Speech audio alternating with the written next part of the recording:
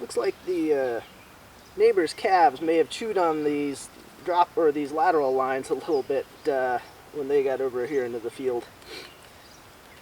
Not a huge issue. Line is pretty cheap, and it would be fairly easy just to splice some new on past where they're nibbling on it a bit. I may not really even need that part that they chewed on, because that's probably 10 feet down here, and that's still plenty to go into a barrel if I have the barrel up here a little bit closer. Alrighty, so the next thing we're going to work on in order to get ready for cutting hay here very, very soon is we're going to grab the hay rake. We're going to take this back over to the mill house and try doing a little bit of work on it. There's a few things that aren't quite right, and in the last couple of years I haven't had time to mess with it. It's worked well enough, but I'm going to attempt to get everything dialed in a little bit better for this year and hopefully make this part go a little bit smoother.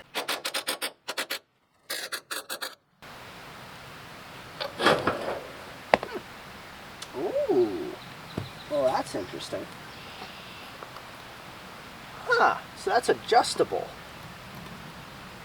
I didn't realize that.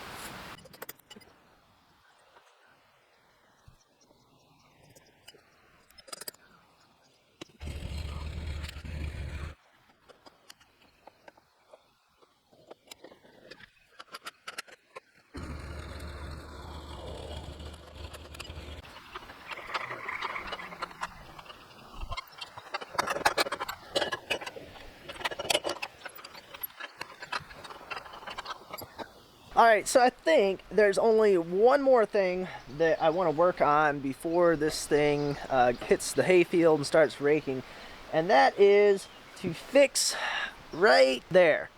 And as you can see, that is broken through there. That should be connected to that part in there. I'm not sure what happened with that. It was like that when I got it. Something definitely went really wrong for that to have gotten ripped off like that. But I would like to see if I can't get that welded back into place. The only problem is that I can't do that right now because we had a nasty storm come through here last night, yesterday evening, and the power's out. It's still out. It's about a day later. I have no idea when it's going to be back on, but until that comes back on, I really can't do much with this to get it welded back up.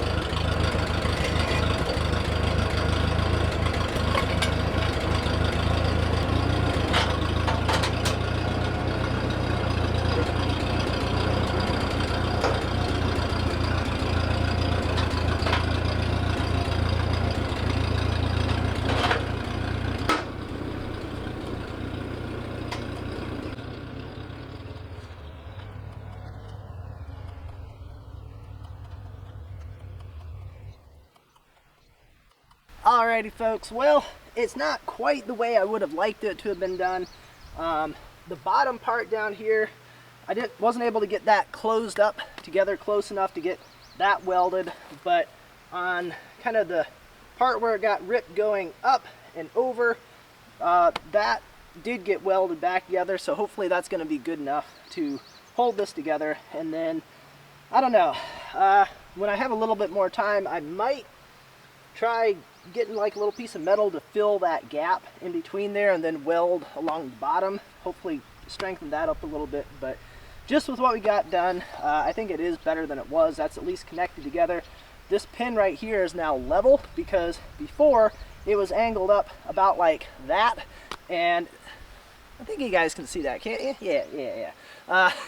And so that made it a little bit challenging for getting it hooked onto the arm, the 3-point arm here, because you had to get it like kind of up and then move it down and onto it to get that latched on there. But now that's much more flat, and in fact it might even be angled down just a little bit, but it's a whole lot better than it was. Hopefully this will hold up for doing the raking, and then if I'm gonna do some more work on it, it'll probably be before I rake next time, like, you know, 2 hours before I'm needing it. But anywho, that I think is gonna kind of do it for getting stuff ready to go for raking.